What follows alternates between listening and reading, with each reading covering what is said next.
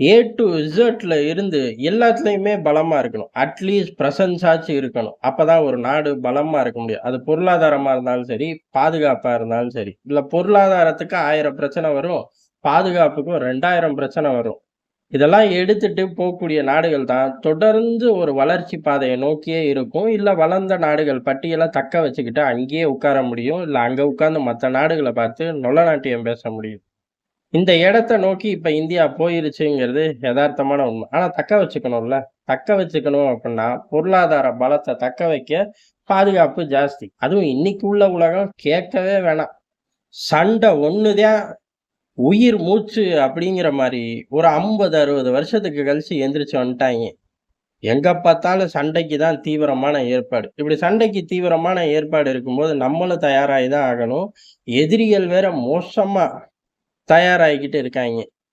அப்படி பட்டியல் போட்டு முக்கியமா பார்த்தோம் அப்புட்ன்னா, இந்த விமானப்படை ரொம்ப முக்கியமானது. அந்த விமானப்படையில நம்ம பெரிய அளவு இப்போதைக்கு நம்மகிட்ட இருக்கக்கூடிய பலம் அப்படிங்கிறது கம்மி. ஆனா, அந்த பலத்த வச்சு பெரிய அளவு நம்ம மிரட்டுறோங்கிறதும் இங்க எதார்த்தமான உண்ம. காரணம் நம்ம கடற்படையவே எடுத்துக்கலாம்.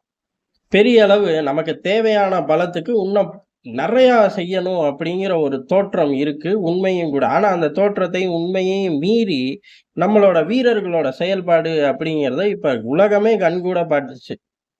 சோமாலிய கொள்ளையர்கள் விவகாரமோ, ஹவுதி விவகாரத்துல இந்திய கடற்படை என்னமா புகுந்து விளையாடுறாய்ங்க. அங்கேயே முகாமிட்டு இருக்கக்கூடிய அமெரிக்க கூட்டணியால கூட சாதிக்க முடியாதத இந்திய கடற்படை சாதிச்சு காட்டுச்சு. அந்த மாரி இருக்கிற பலம் நம்மள பாதுகாத்துக்கவும் போதும், உலகத்த பாதுகாக்கவும் போதும்.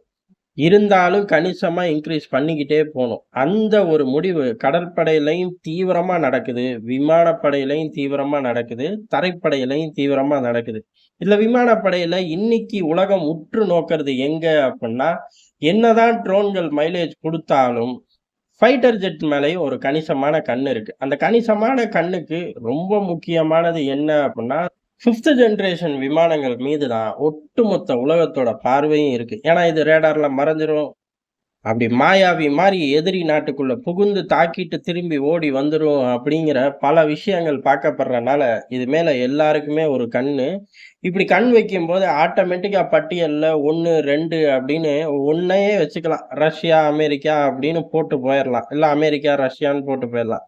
நானும் ஆட்டையில இருக்கேன் அப்படின்னு லேபிள ஒட்டிக்கிட்டு சீனா வந்துரும். அது களத்துக்கு வந்த பாரு தான் தெரியும். அது ஃபைட்டர் ஜெட் உண்மையிலேயே ஓடுதா? இல்ல தரையில இருந்து டேக் ஆஃப் ஆகுறக்கே சீன அதிபர் பெரிய அளவு வேண்டுதல் வைக்கணுமா? அப்படிங்கிறலாம் தனி கத. முதல்ல ரன்வேக்கு கொண்டு வர அதுல பெட்ரோல் இருக்கணும். அதுல தண்ணி இருந்தா எங்கிட்டு ரன்வேக்கு இழுத்துட்டு வர்றது? இந்த மாரி பல விஷயங்கள சீனாவ சொல்லிக்கிட்டே போலாம். இதையும் மீறி இப்ப உதாரணத்துக்கு ரஃபேல் ஏறக்குறைய 5த் ஜெனரேஷன நெருக்கம். ஆனா நெருக்கம் தான். 4 பாயிண்ட் சம்திங்ன்னு சொல்லலாம். 4.8, 7ன்னு சொல்லலாம். ஆனா ஸ்டெல் தொழில்நுட்பத்தோட நான் விமானம் வச்சிருக்கேன் அப்படின்னு சொல்லக்கூடிய சீனாவ 4.5 ரேட்டிங்ல தான் எல்லா பேரும் உலகத்துல உள்ள எல்லா ஏஜென்சியும் உட்கார வச்சிருக்கு. ஆனாலும் 4.5யோட கணிசமான விமானங்கள் பெர்ஃபார்மன்ஸ் கம்மி, குப்பைன்னே வச்சுக்கலாம். ஆனா எண்ணிக்கையில ஜாஸ்தி அப்படின்னு எடுத்துக்கிட்டு, சோவியத் யூனியனோட தலைவர் ஸ்டாலினோட பேச்ச அதிபர் ஷி ஜின்பிங் கேட்டு தொலைஞ்சுட்டாரு அப்படின்னா, அந்த பொம்மைகளையும் கணிசமான எண்ணிக்கையில உள்ள அனுப்பிச்சா, எதிரிகள சிதறடிக்கலான்னு கனவு கண்டுகிட்டு இருக்கலாம். அதனால எதுக்கும் நம்ம தயாரா இருக்கணும் அப்படிங்கிறது தான், அத நோக்கி தான் இப்ப இந்தியா போகுது. இதுல முக்கியமான விஷயமா பார்க்கப்படுறது, இந்தியா போகுது அப்படின்னாலே ஆட்டோமேட்டிக்கா ரஷ்யாவ நோக்கி போகும், பிரான்ஸ நோக்கி போகும். இப்ப அதுக்கு அடுத்து அமெரிக்காவ நோக்கி போகும். இப்படி 3 நாடுகள் 5த் ஜெனரேஷன் விமானம் அப்படின்னாலும், இந்தியா இன்னைக்கு உள்ள இந்தியா எப்படி அப்படின்னா, எதுனாலும் சரி எனக்கு டெக்னாலஜி வேணும். இந்தியால புரொடக்ஷன் வேணும். இப்படிங்கிற 2 புடிவாதமான கொள்கையோட இருக்கக்கூடிய நாடு. அமெரிக்கா ஒத்து வருமா? ஒத்து வராது. பிரான்ஸே ஒத்து வரலங்கிறது தான் இங்க முக்கியமா பார்க்கப்படுறது. டெக்னாலஜி ஷேரிங் 5த் ஜெனரேஷன் இத இயங்கி பயணிக்க பிரான்ஸே பெரிய அளவு ஒத்து வரல. ஆனா இப்ப ரஷ்யா ஒத்து வந்திருக்கு. டெக்னாலஜி ஷேரிங்கோட 5த் ஜெனரேஷன்க்குள்ள நம்ம பயணிக்க போறோம். இத பத்தி தான் இன்னைக்கு பெரிய அளவுல பேச்சு அடிபடுது. பிரதமர் மோடி அவர்களோட விசிட் கூட இத மையமா வச்சு தான். இதுல ஒரு பெரிய நியூஸ் வர்றதுக்கு அதிக வாய்ப்பு இருக்கு. இன்னைக்கு வராட்டி இன்னைக்கு டேக் ஆஃப் ஆயிரும். அதனால ஒரு 5த் ஜெனரேஷன் பயணத்துல இந்தியா கால் பதிச்சிருச்சு அப்படிங்கிறதுதான். சரி 5த் ஜெனரேஷன் ஃபைட்டர் ஜெட் ரஷ்யாவோட ஒரு கூட்டணி. அமெரிக்கா இத எப்படி பார்க்கும் அப்படிங்கிறதுதான். அமெரிக்கா இத கொடூரமா தான் பார்க்கும். ஆனா, அந்த கொடூர தன்மைய படிப்படியா அமெரிக்கா குறைச்சுக்க வேண்டிய கட்டாயத்துல இருக்கு. உதாரணத்துக்கு, இந்திய, ரஷ்யாவோட நட்பு அதிகரிக்கும்போது, ஆட்டோமேட்டிக்கா ரஷ்யா, சீனாவோட நட்பு குறைஞ்சுகிட்டே தான் வரும். இந்த காலகட்டத்துல இந்தியா, ரஷ்யாவோட நெருங்குறத தடுக்கிறது முக்கியமா? இல்ல சீனா, ரஷ்யாவோட நெருங்குறத தடுக்கிறது முக்கியமா? அப்படின்னு அமெரிக்கா பார்த்தா, ஆட்டோமேட்டிக்கா நம்மள கழட்டி விட்டுருவாய்ங்க. உதாரணத்துக்கு சமீபத்துல நடந்ததே எடுத்துக்கலாம். ரஷ்ய அதிபர் புட்டின் வடகொரியா போனது அமெரிக்காவுக்கு ஒரு பிடிக்காத செயல், ஆகாத செயல் தான். இருந்தாலும் வடகொரியா சீனாவ விட்டு தள்ளி போயிருச்சு அப்படின்னு சந்தோஷப்பட்டுக்கிட்டாய்ங்க. அந்த அளவுக்கு நிலைமை ரொம்ப மோசமா, காட்டமா இருக்கு. இப்படிப்பட்ட நிலைமையில தான் இந்த மாரி மீன்கள பிடிக்கணும். அதனால தான் இந்தியா இந்த விஷயத்த ஆற போட்டுச்சு. 2 காரணம். வெளிப்படையா பார்க்கக்கூடிய காரணம் என்ன அப்படின்னா, இந்த 5த் ஜெனரேஷன் விமானத்துல இந்தியா பல்வேறு மாடிஃபிகேஷன்கள சொன்னுச்சு. அதே சமயம் காஸ்ட்டும் பெரிய அளவுல இந்தியா கால்குலேட் பண்ற அளவுக்கு ஒர்க் அவுட் ஆகாத ஒரு நிலைமை இருந்துச்சு. ஆனா இந்த கூத்து பூரா 2018 வருடங்கள், பல வருடங்கள் ஓடிப்போச்சு. இப்ப இந்தியா கேட்ட டெக்னாலஜி பூராமே இப்ப கைவசம் இருக்கு.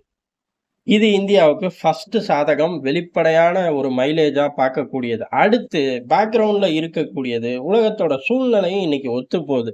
எப்படி S-400ல நம்ம தப்பிச்சு வெளியில வந்தோமோ, அதே மாரி இதுலயும் நம்மனால தப்பிச்சு வெளியில வர முடியும். அதுக்கான வாய்ப்புகளும் பிரகாசமா இருக்கு. அதே சமயம் இந்த ஜோனுக்குள்ள இந்தியா என்டர் குடுத்த உடனே, இந்த 5த் ஜெனரேஷன் ஜோனுக்குள்ள இந்தியா என்டர் குடுத்த உடனே, இந்தியாவும் ஒரு பிளேயரா வச்சு மத்த நாடுகள்லாம் வெவ்வேறு கணக்குகளுக்குள்ள போக ஆரம்பிச்சுருவாங்க. ஏன்னா தடுக்க முடியல அப்புட்ன்னா, அடுத்து உலக நாடுகளோட பார்வை எங்க போகும் அப்புட்ன்னா, கூட்டணி சேர்ந்து பயணிக்க ஆரம்பிச்சுருவாய்ங்க.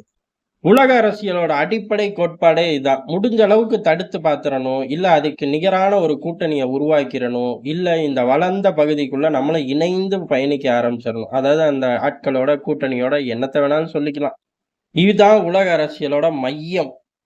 இந்த மைய புள்ளியில இப்ப இந்தியா போய் உட்கார்ந்திருக்கு. அதனால இந்தியா தடுக்கிற ஜோன்ல இல்லை அப்படிங்கிறனால 5த் ஜெனரேஷன் ரஷ்யாவோட ஒரு டீலிங்கோட கிளம்பி போனதுக்கு அப்புறம், பல்வேறு நாடுகளும் நம்மளோட அணி சேர வாய்ப்பு இருக்கு. அப்படி சேராட்டியும் இப்ப எப்படி ஏவுகணைகள்ல, மிசைல்கள்ல பெரிய அளவு பிரம்மோஸ தூக்கிட்டு போய் சீனாவ கவுண்டர் பண்ண சுத்தி வித்துக்கிட்டு திரியிறோமோ, அதே மாரி இதுவும் ஒரு காலத்துல வந்தே தீரும். இது யாருக்கு ஆட்டோமேட்டிக்கா ஒரு மைலேஜ குடுக்கும்? அமெரிக்காவுக்கு மைலேஜ குடுக்கும். எல்லா இடங்கள்லயும் அமெரிக்கா மட்டும் கிடையாது. யாராலயும் எந்த ஒரு விஷயத்திலயும் 100% அச்சீவ் பண்ண முடியாது. சிங்கிள் பிளேயரா இருக்கிற வரையும் தான் அதுக்கான வாய்ப்பு இருக்கு. இன்னொருத்தன் வந்துட்டான் அப்படின்னா, 0.1% ஆச்சும் தூக்குவான். அப்படி இல்ல அப்புட்ன்னா, நம்ம செய்யக்கூடிய புரொடக்ஷன்ல ஏதோ ஒரு பெர்சன்டேஜ பயப்புள்ள சாப்பிடத்தான் போகுது.